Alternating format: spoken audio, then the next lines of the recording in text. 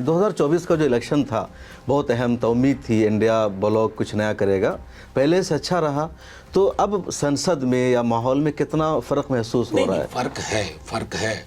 मैं आपको बताऊं, वक्फ पे अगर इनको जेपीसी जाना पड़ा जी, तो उस फर्क का उसी का नतीजा है। उसी का नतीजा है।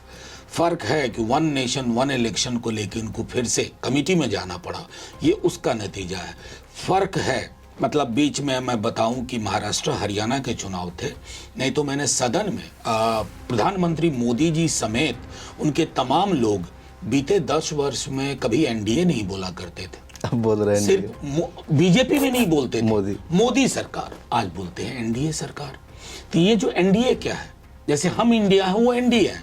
एनडीए कलेक्टिव है, यानी सामूहिकता। उनके पार्टियों की तादाद ज्यादा है, सामूहिकता जी। तो डेमोक्रेसी सामूहिकता की चीज है, कलेक्टिव, उसकी वापसी हुई है।